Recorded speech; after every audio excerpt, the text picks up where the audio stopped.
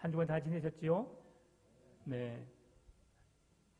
저 많이 보고 싶었지요? 네. 저도 많이 보고 싶었습니다. 어, 제가 너무 살이 쪄서 여러분이 못 알아볼까봐 걱정이 됐었습니다. 네. 그만큼 정말 귀한 대접을 받고 왔습니다. 제 혼자 먹기에 너무 아까울 정도로 너무 귀한 섬김을 받고 왔고요. 또한 그러한 섬김과 헌신이 얼마나 귀하다는 것을 보고 왔습니다.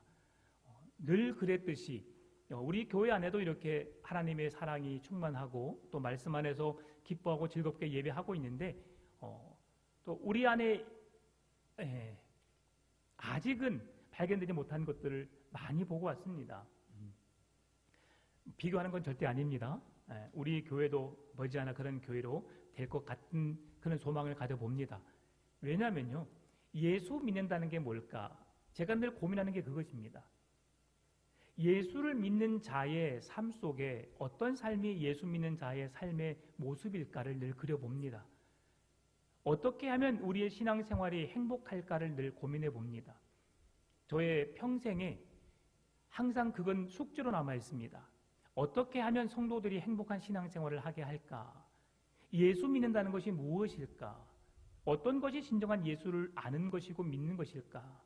늘 고민하게 되어 있습니다. 그렇게 고민하다 보니까 그 전까지는 이렇게 생각했습니다. 예수님을 믿고 행복하다라고 하는 것은 우리가 성경을 많이 알고 내가 열심히 믿음 생활을 한다라고 하는 것으로 그것이 신앙생활의 기쁨이요 행복이라고 저도 생각했었습니다. 그런데 여기에 우리의 삶에 한 가지 빠진 게 있더라고요. 지금 우리 교회는 여기까지 잘 달려왔습니다. 무엇을 말씀하느냐? 예수 그리스도가 우리의 구원자이고 우리의 하나님이심을, 우리를 죄와 사망에서 건지시는 하나님이심을 우리는 잘 알고 있지요. 그리고 그 믿음으로 우리가 기뻐하고 행복해합니다.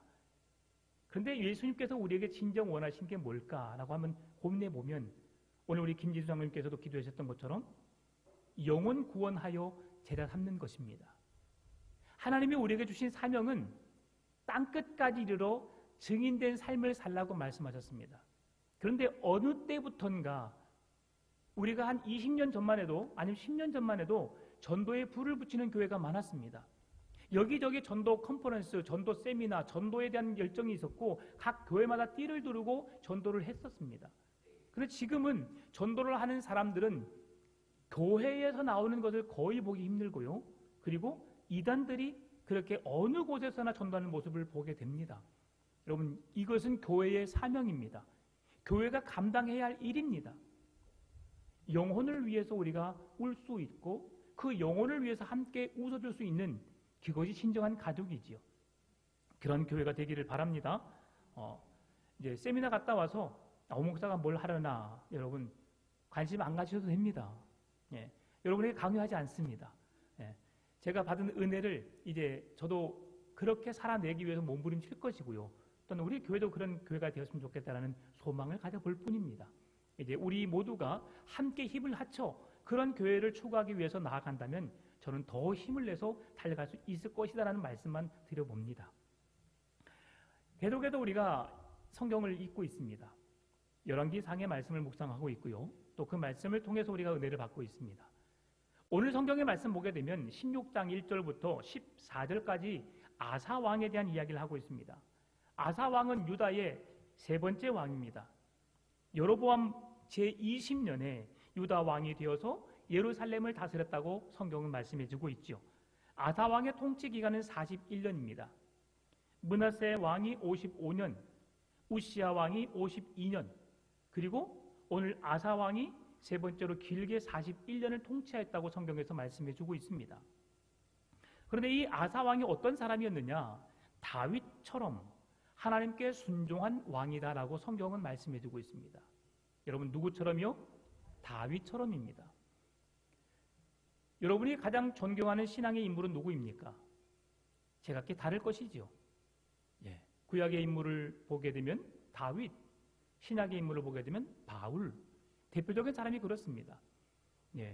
그 사람들을 좋아하고 존경하고 본받기를 원하지만 우리가 그들을 따라갈 수 있을까를 생각해 보면 쉽지 않을 것 같다는 생각을 해봅니다. 어떤 상황에서도 감사할 수 있는가? 죽음의 위기 속에서 감사할 수 있는가?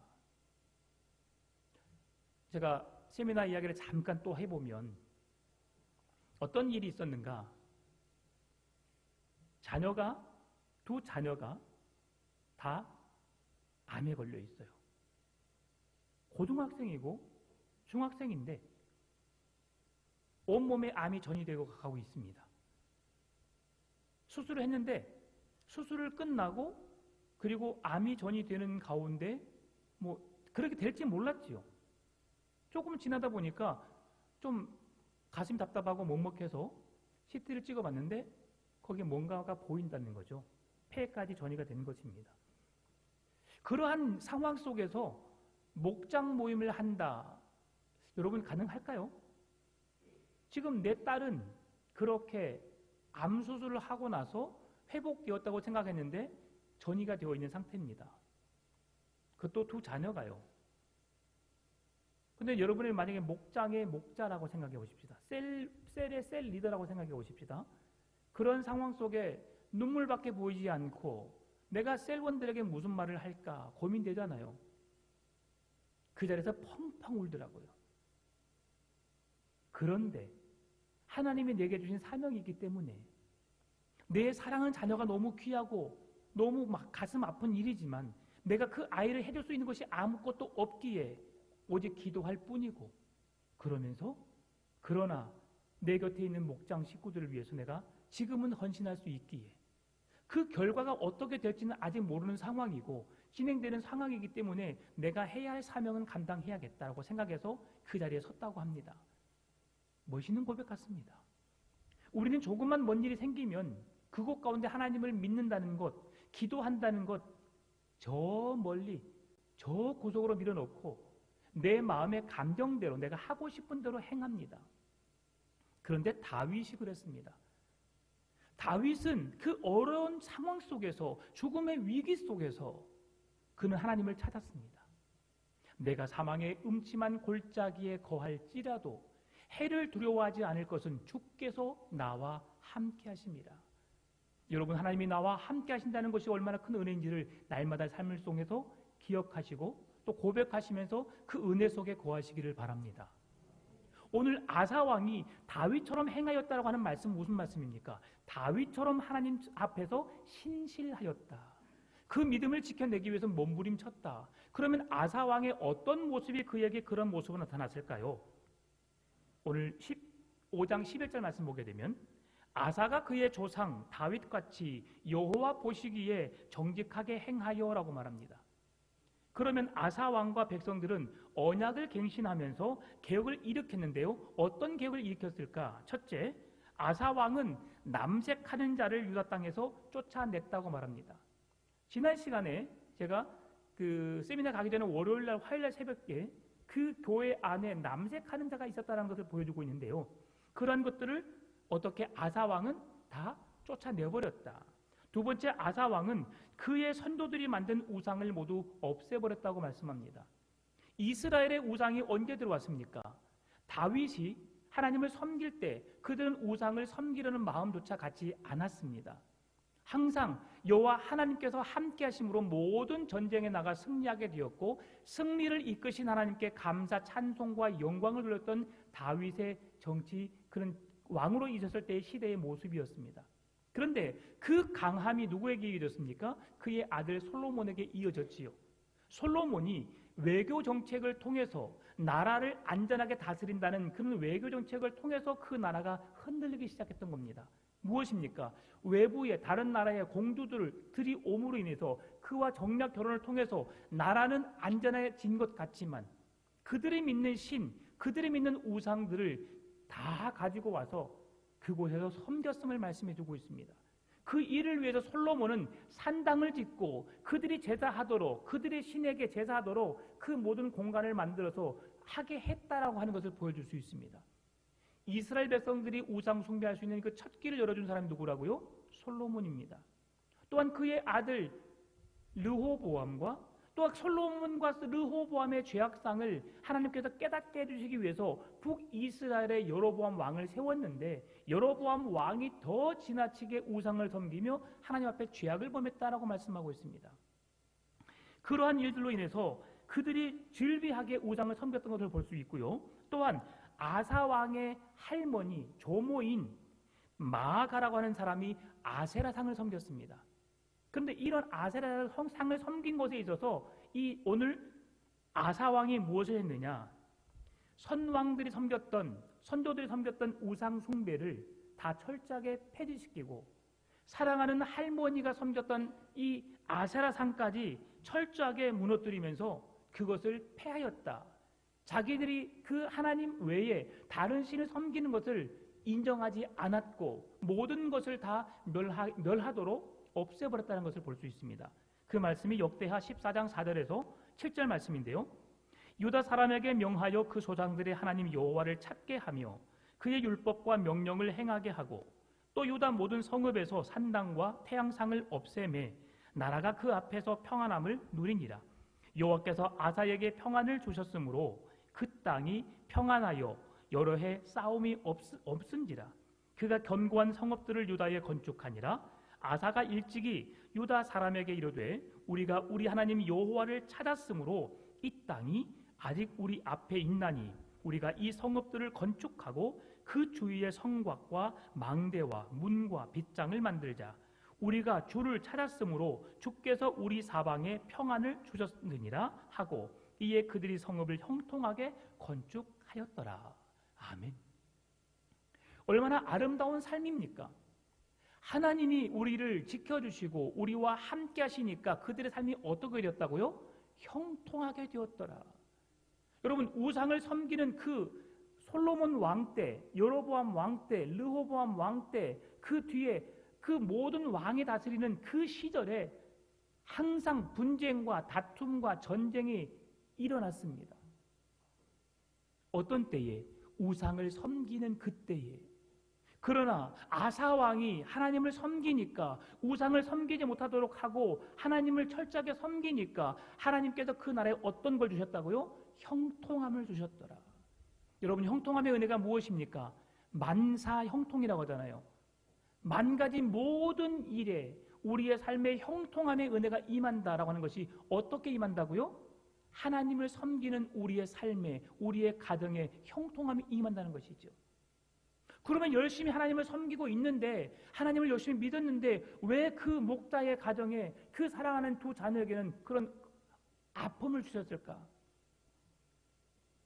우리가 이해할 수 없는 일들도 우리에게 일어납니다.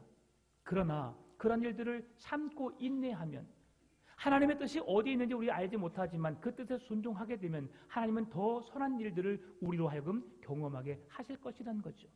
그 상황에 직면했을 때는 매우 아픕니다. 고통스럽습니다. 그보다 더 큰 일이 있을까 매우 두려움 속에서 힘이 들 수 있습니다.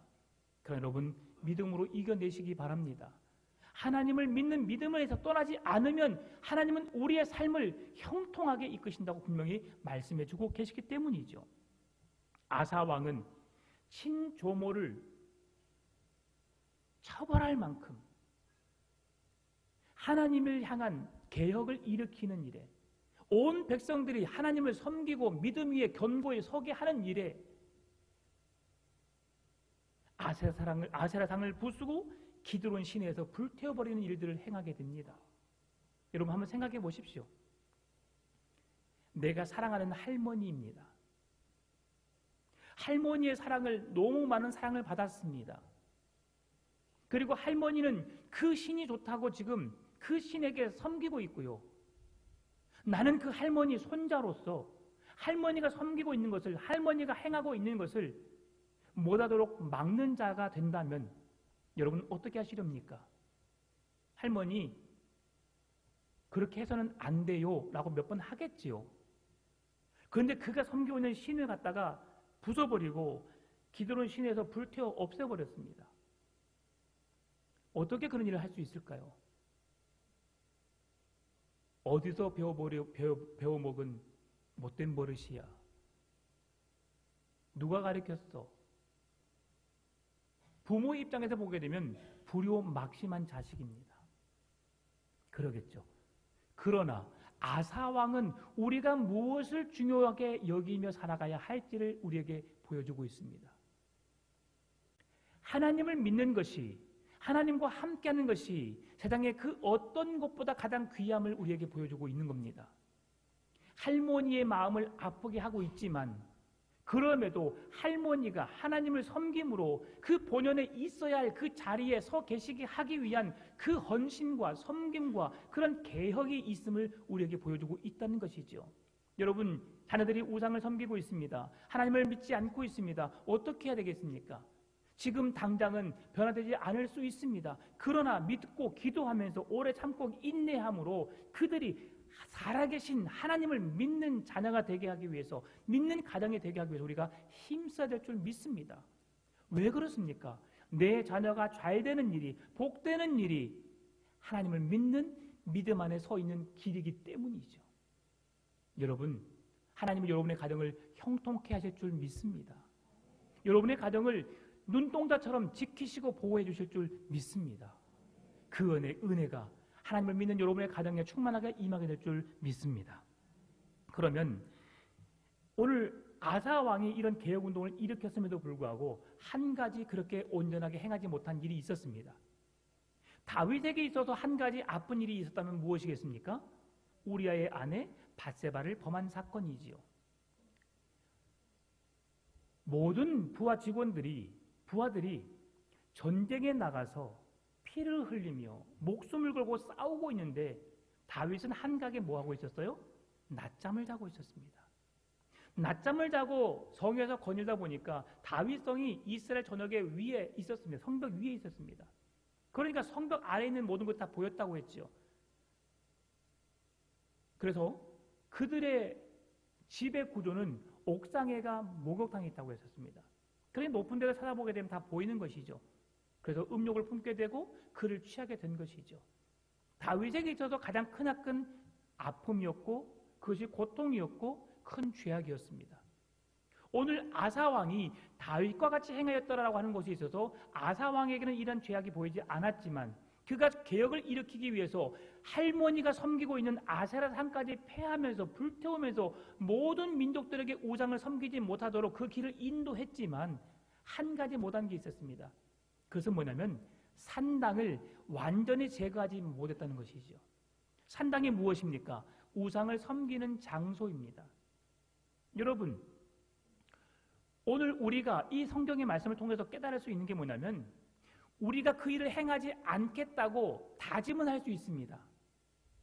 그리고 내 눈앞에 보여지는 그것, 어떤 우상이 있다면 그 우상을 내가 치워버릴 수는 있습니다.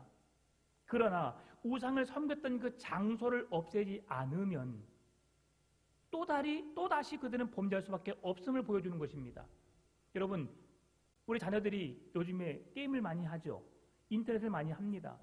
하지마, 안 할게 다짐을 받았습니다. 거기까지는 좋습니다. 뭘 치워야 돼요? 컴퓨터는 문서 작업을 하기 위해서 놔둬야 됩니다. 뭘 안 해야 됩니까? 인터넷 선을 뽑아버려야 합니다. 그래야 되겠죠? 인터넷이 안 되면 아이들이 컴퓨터를 통해서 게임할 수 없어요. 그런데도 여러분 요즘에는 인터넷 없이 되는 게임이 또 너무 많습니다. 애들이 핸드폰 갖고 다니면서 공폰 갖고 다니면서 모든 게임이 서로 연락해서 들어가서 어떻게 하더라고요. 인터넷이 되니까. 잠깐 엄청난 무서운 시대인데요. 우리가 죄악을 뽑기 위해서는 그러한 흉내도 내지 말아야 하고 그런 산당까지 제거했어야 했습니다. 그런데 그렇게 하지 못했던 것이죠. 그 대표적인 말씀이 열왕기상 15장 14절 말씀입니다. 다만 산당은 없애지 아니하니라. 그러나 아사의 마음이 일평생 여호와 앞에 온전하였으며. 아멘이죠. 아사 왕은 이스라엘 백성들에게 있어서 하나님을 온전히 섬기도록 그들을 이끌었습니다. 우상을 섬기지 못하도록 하였습니다. 그러나 그가 행한 일 중에 한 가지 아쉬웠던 게 뭐라고요? 산당을 제거하지 못했다는 것이죠. 그러므로 인해서 이 산당을 제거하지 못했다는 것은 무슨 말씀입니까? 다시 그 후손들로 인하여서 산당에서 우상을 섬길 수 있는 기회를 제공하였다. 그들의 죄악을 완전히 끊지 못하게 했다고 하는 아쉬움이 남는 것이죠. 아사왕이 잘못한 것이 아니라 그렇게 개혁을 일으켰으면 산당까지 없앰으로 인해서 그 모든 우상의 모든 잔재물들을 샅샅이 없앴다면 더 좋았겠다 하는 아쉬움이 남는 거지요. 역대하 14장 3절 5절 말씀 보게 되면 이방 제단과 산당을 없애고 라고 말합니다. 주상을 깨뜨려 아세라상을 찢고 유다 사람에게 명하여 그 조상들의 하나님 여호와를 찾게 하며 그의 율법과 명령을 행하게 하고 또 유다 모든 성읍에서 산당과 태양상을 없애매 나라가 그 앞에서 평안함을 누리니라.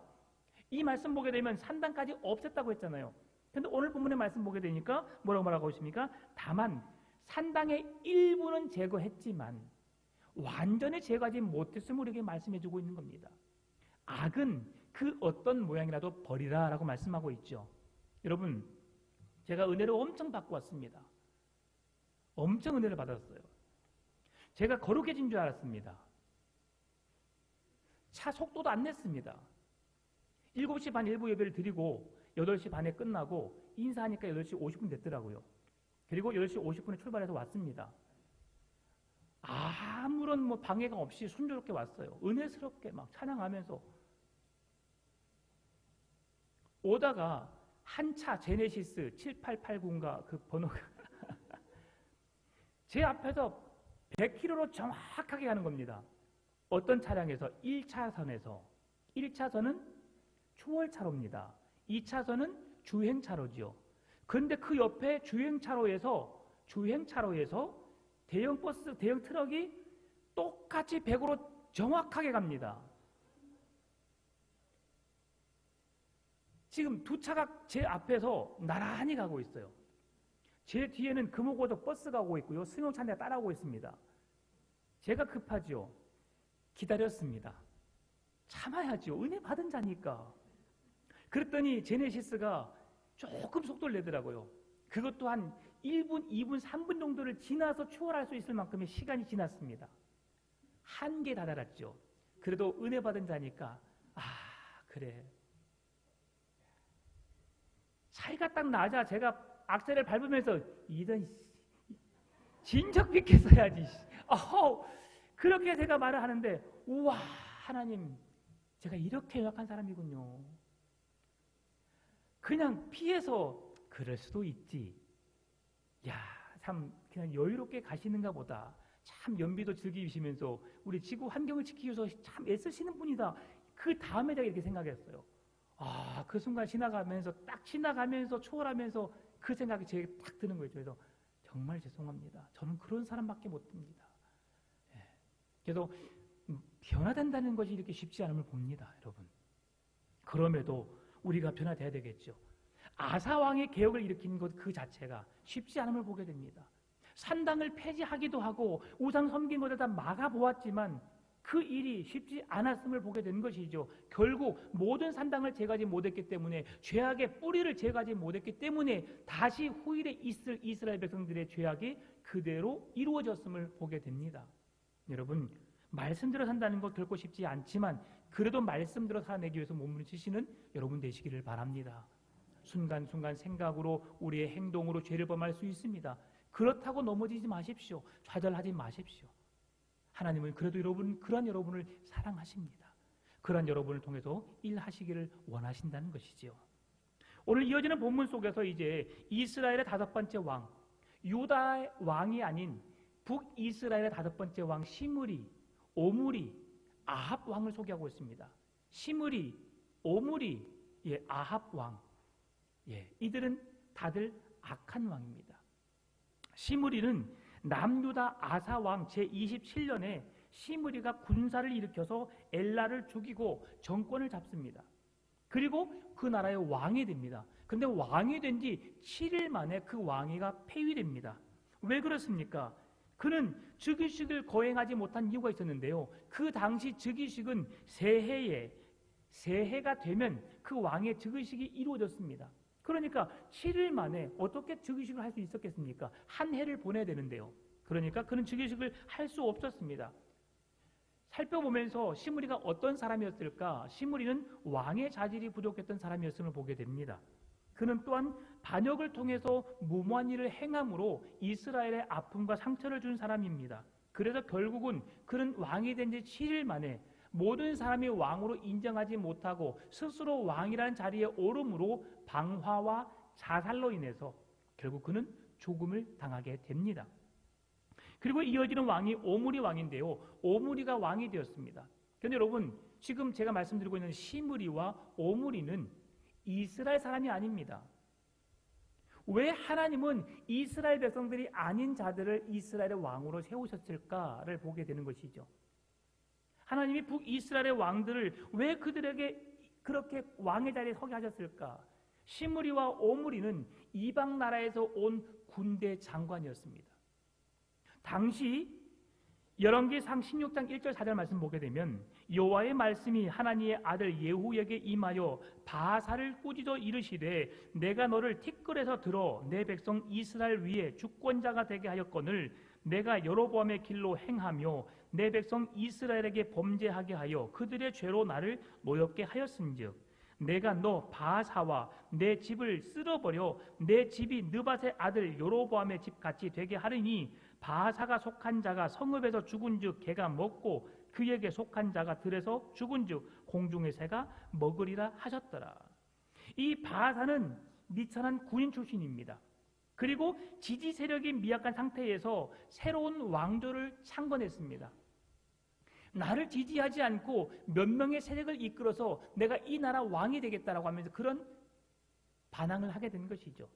그를 추종하지 않으니까, 그를 지지하지 않으니까 그의 그런 개혁이, 그런 반항의 그런 모습이 성공할 리가 없지요.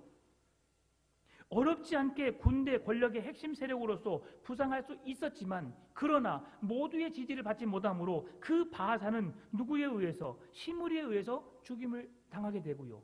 결국 그 시므리에 의해서 죽음을 당한 뭐냐면 군대 장군을 죽인 사람이 누굽니까? 시므리입니다.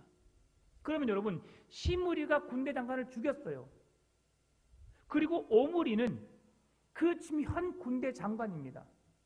그래서 그 사람들이 이 상황 속에서 시므리와 오므리가 어렵게 군대 세력을 일으켜서 그렇게 일어날 수 있었던 게 뭐냐면 군대의 장관이었기 때문에 그 나라를 통솔하고 다스리는 권력이 힘이 있었기 때문에 그를 왕으로 세울 수 있었겠다는 생각을 해봅니다. 여러분, 군인들은 누구에게 충성합니까? 군인들은 나라의 왕에게 충성합니다. 그리고 나라의 왕뿐만이 아니라 군 총사령관에게 명령에 순종합니다. 사령관이 아무리 잘못된 지시를 한다 할지라도 병사들은 그 말을 따를 수밖에 없습니다. 왜 그렇습니까? 그 명령을 따라야 하기 때문이죠. 5.16 쿠데타, 5.18 광주 민주항쟁 그런 모든 사건들이 그 잘못된 지도자들의 명령에 의해서 지금 이루어진 사건 아니겠습니까? 여러분, 이런 일들이 우리에게 일어나서는 안 되지만 성경에서도 이런 일들이 일어났음을 보게 되는데요. 그렇게 해서 이런 정체성과 명분을 가진 군인들의 눈에는 왕을 살해한 시므리가 처단해야 할 반역자로 보이는 것이죠. 그래서 그 시므리를 처단했던 오므리를 그러면 오므리를 왕으로 세우는 것은 괜찮겠다. 왜? 우리의 왕을 죽인 자를 죽이는 것은 당연한 일이고 지금 우리의 군대 장관이 그렇게 힘을 얻고 지지 세력을 얻기 때문에 왕이 되는 것은 문제가 없겠다라고 생각한 것이죠. 결국 이 시므리는 죽임을 당하게 되었고 그 죽임이 어떻게 됐느냐? 그의 악행에 대한 공의로운 판결이라는 것을 7절 하반절에서 말씀해주고 있다는 것이죠. 하나님은 오늘 우리의 삶도 평가하실 것입니다. 여러분, 잘못 살았으면 잘못 산 만큼 평가를 받아야 되는 것이죠. 그러한 평가 속에서 오늘 우리는 하나님이 어떻게 평가하실까를 한번 생각해 보시기 바랍니다. 여러분, 지금 살아오는 인생 속에서 신앙생활을 해오셨고 지금 삶을 살아왔습니다. 세상 사람들이 바라보았을 때에 우리의 가정이, 우리의 자녀들이 나를 바라보았을 때에 나는 어떤 자로 서 있을까? 교회 장로로, 권사로, 집사로, 성도로 나는 지금 믿음 생활을 해왔는데 사람들이 바라보는 나의 믿음은 어느 정도인가? 여러분, 다윗처럼, 아사왕처럼 하나님을 섬기는, 하나님과 함께하는 은혜를 누리며 살아가는 여러분 되시기를 바랍니다. 그렇게 살아갈 때 하나님께서 여러분에게 은혜와 평강을 주실 줄 믿습니다.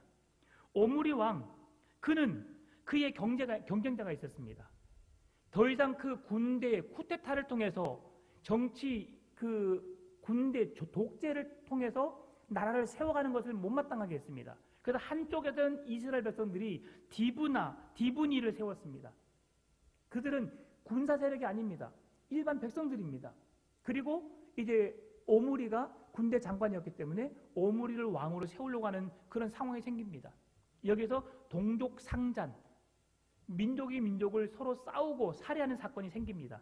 결국 오므리가 군대 장관이기 때문에 디브니를 죽이고 다시 그 왕이 되어집니다.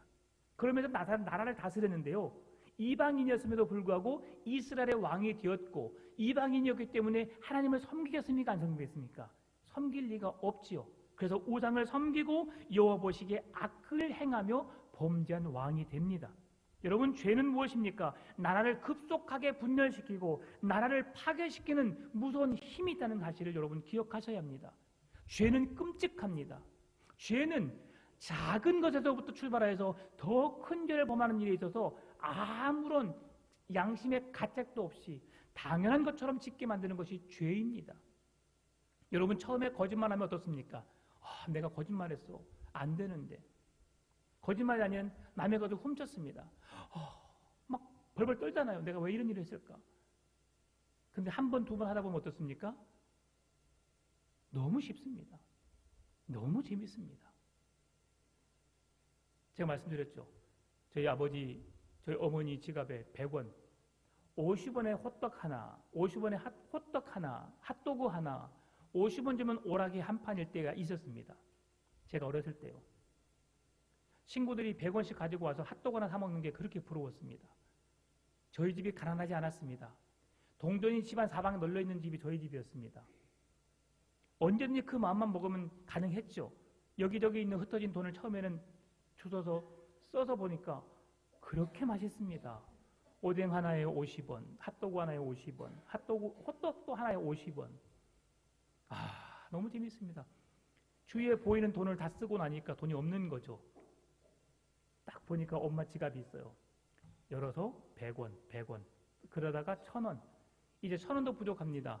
아버지 지갑 보니까 10,000원짜리가 일렬 정렬되어 있어요. 1번부터 20번까지 되어 있습니다. 저희 아버지는 항상 그렇습니다. 농협에 근무하셨기 때문에 돈이 빳빳한 돈이 처음에 몰랐어요. 중간에서 한 장 빼봤는데 번호가 있더라고요. 돈 번호가. 제가 두 장을 빼봤어요. 두 장이 번호가 똑같습니다. 나중에 시간 여유가 있으니까 아버지의 지갑에 돈의 번호를 확인할 수 있는 시간까지 생기더라고요. 봤더니 1년 번호가 딱 되어 있었습니다. 만약에 그때 5만 원권이 있었으면 제가 정말 돈을 많이 썼겠죠. 예. 재미있더라고요. 제가 초등학교 그 4학년 때 일입니다. 4학년 때. 4학년 때만 해도 제가 아버지 지갑에서 한 100만 원 정도 쓴 것 같습니다. 많이 썼죠. 아버지는 모른대요. 저를 사랑하니까. 초등학교 4학년 때 김영옥 선생님을 내가 만나지 못했다면 저는 아마도 이제는 아버지의 돈을 넘어서 다른 사람의 돈까지 아마 손대에 쓸지도 모릅니다. 예. 그런 저에게 은혜를 주셔서 갑작스럽게 초등학교 4학년 김영옥 담임 선생님이 너 이리 와. 잠깐 남아. 발바닥을 30대 죽어라 때렸습니다. 와. 나는 지금도 내가 왜 그 선생님에게 걸렸는지를 지금도 이해할 수 없습니다. 그런데 그게 은혜였어요. 어른은 다 보이죠. 어린아이가 어떤 마음을 하는지 그 친구들 또래 가운데 어떻게 행동하는지 다 보이잖아요. 그래서 다 보았던 것 같습니다. 그래서 그때 저를 바르게 세워주셔서 오늘날의 목사가 되었습니다. 지금 저 남의 것 손대지 않습니다, 여러분. 걱정하지 마십시오. 두려워하지 마십시오. 예. 그런데 그렇게 죄가 무섭다는 것이죠. 한 번 하게 되니까 우리에게 재미를 갖게 해요. 남을 한 대 쳤습니다. 처음에는 마음 아픕니다. 치다 보면 내가 힘 있는 자처럼 강한 자처럼 그것을 역용해 먹습니다. 얼마나 무서운 일이 일어납니까? 오므리는 자신의 죄악된 행위에 모범을 보이면서 죄악된 행위를 모범을 보이면서 백성이 악을 행하고 우상을 섬기도록 했습니다. 미가서 6장 16절 말씀입니다. 내가 오므리의 율례와 아합 집의 모든 예법을 지키고 그들의 전통을 따르니 내가 너희를 황폐하게 하며 그의 주민을 사람의 조속거리로 만들리라. 너희가 내 백성의 수욕을 담당하리라. 모든 백성들로 하여금 죄를 범하게 한 것이죠. 마지막 사람입니다. 여러분 누구입니까? 아합입니다. 29절에서 34절에서 말씀해주고 있는 아합 왕인데요. 이 아합 왕을 통해서 우리가 살펴볼 수 있는 게 뭡니까? 그것은 지금까지 모든 왕보다 더욱 방자하게 행하여서 온 이스라엘이 바알을 섬기는 우상의 나라로 만들었다는 것입니다. 이 오므리도 죄를 범하여서 이스라엘 백성들이 죄에 빠지게 하였고 죄를 범하도록 하였고 하나님 보시기에 부끄러운 일을 행하게 하였지만 가장 큰 죄를 범한 왕은 누굽니까? 아합 왕입니다. 제가 성경에 나오는 성을 보면 저는 성에 참 예민합니다.